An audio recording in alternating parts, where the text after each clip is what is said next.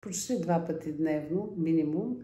Така използвам разговорите с шофьорите, които са своего рода социолози, за да почувствам. Ами те не са единни.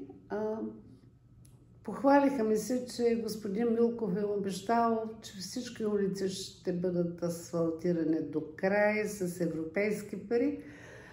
Това е много хубаво като обещание, трудно е като реализация, защото слабостта на общинската управа, тази, която все още не си е отишла, е липсата на визия и на проекти.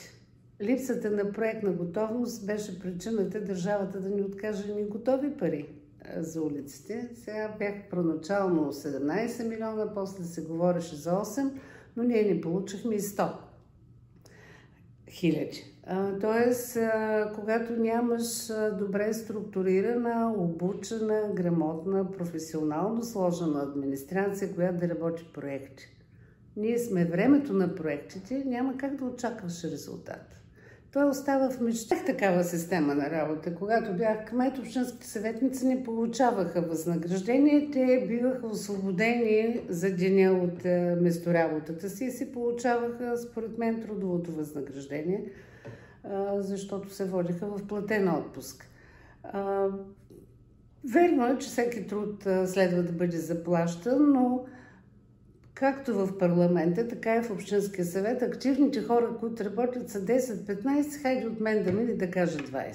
Останалите натискат копчета. В този смисъл не може да се каже, че възнаграждението е право пропорционално на положените усилия. Самото присъствие, телесно, няма принадена стойност от това присъствие. Аз съм радетел на това и парламента, и местните парламенти да бъдат по-малък брой хора, но качествени.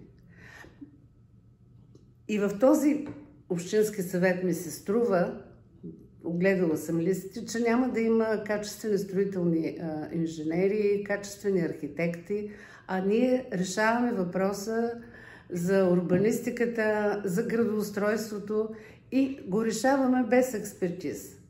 Разчитаме на експертизата на общината, там също нещата изтляват. Просто качествените хора, както в общинска администрация, така и в общински съвет, са като